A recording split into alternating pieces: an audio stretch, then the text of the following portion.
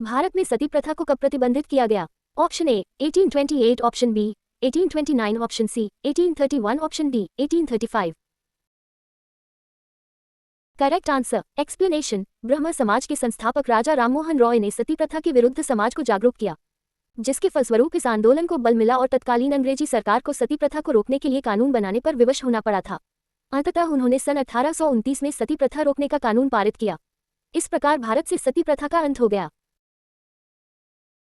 कीर्ति स्तंभ तथा कुंभलगढ़ प्रशस्ति की रचना किसने की थी? ऑप्शन ए कवि महेश ने, ऑप्शन बी मंडन ने, ऑप्शन सी गोविंद ने, ऑप्शन डी इनमें से कोई नहीं। Correct answer explanation. मंडन के भाई नाथा ने वास्तुमंजरी की रचना की थी। कीर्ति स्तंभ प्रशस्ति एवं कुंभलगढ़ प्रशस्ति की रचना 1460 में। हुरडा सम्मेलन कब हुआ था? ऑप्शन ए 1727 ई में, ऑप्शन बी 1734 ई में, ऑप्शन सी 1707 ई में, ऑप्शन डी 1717 ई में। Correct answer explanation. Sawai Jai Singh अंतिम हिंदू राजा था जिसने अश्वमेध यज्ञ कराया था। उसने मेवाड़ के राणा संग्राम सिंह से मिलकर जुलाई 16 व 17 जुलाई 1734 को भीलवाड़ा के पास हुरडा में राजस्थान के राजपूत राजाओं का सम्मेलन बुलवाया था, जिसका प्रमुख उद्देश्य मराठों को राजस्थान पर आक्रमण करने से रोकना था। किंतु सवाई जयसिंह ने मराठों से एक गुप्त संधि की परिणाम स्वरूप हुरडा सम्मेलन असफल सिद्ध हुआ। छठी सदी ईपू के सिक्कों के संदर्भ में निम्नलिखित कथनों में कौन सा सही नहीं है?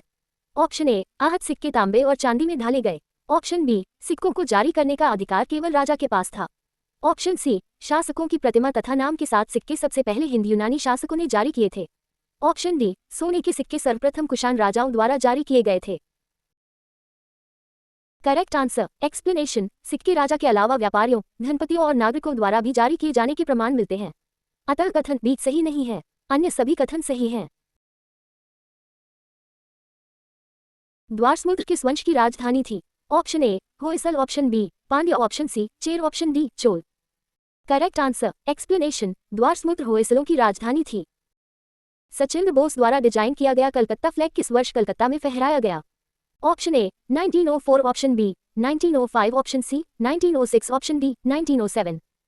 Correct answer explanation. ये झंडा 7 अगस्त 1906 को कलकत्ता में फहराया गया था। ये झंडा सचिंद्र बोस द्वारा डिजाइन किया गया था। 1991-2001 दशक के दौरान भारत के किस राज्य की जनसंख्या वृद्धि सबसे कम दर्ज की गई है? Option A Andhra Pradesh, option B Odisha, option C Kerala, option D इनमें से कोई नहीं। Correct answer explanation. 1991-2001 के दौरान दक्षिणी तथा पश्चिमी राज्यों में निम्न वृद्धि दर दर्ज की गई, जिसमें केरल की जनसंख्या वृद्धि दर पूरे भारत में सबसे कम 9.4% दर्ज की गई है। नीचे दिए गए कथन एवं कारण को ध्यानपूर्वक पढ़िए।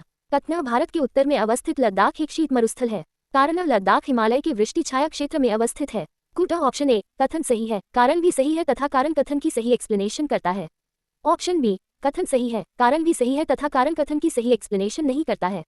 ऑप्शन सी कथन सही है, कारण गलत है। ऑप्शन डी कथन गलत है, कारण सही है। Wrong answer explanation. लद्दाख को भारत का ठंडा रेगिस्तान शीत मरुस्थल कहा जाता है क्योंकि यह हिमालय के वृष्टि छाया क्षेत्र में स्थित है। यहाँ वर्षा बहुत ही कम होती है, मुश्किल से 10 सेमी प्रति वर्ष। यह क्षेत्र बर्फीली हवाओं एवं तेज जलने वाले सूर्यताप का अनुभव कराता है। यदि किसी स्थान पर सुबह 8 बजे ज्वार आता है तो अगला उच्च ज्वार किस समय आएगा? ऑप्शन ए 1 बजे शाम, ऑप्शन बी 8:10 शाम, ऑप्शन सी 8:12 शाम, ऑप्शन डी 8:25 शाम। Correct answer explanation. धरती पर स्थित सागरों के जल स्तर का सामान्य स्तर से ऊपर उठना ज्वार कहलाता है। संविधान निर्माण प्रक्रिया में कुल कितनी रकम खर्च की गई? ऑप्शन ए 6 करोड़ रू, ऑप्शन बी 3 करोड़ रू, ऑप्शन सी 5 करोड़ रू, ऑप्शन डी इनमें से कोई नहीं। Correct answer explanation. संविधान निर्माण की प्रक्रिया में कुल 2 वर्ष 11 महीना और 18 दिन लगे। इस कार्य पर लगभग 6.4 करोड़ रुपए खर्च हुए।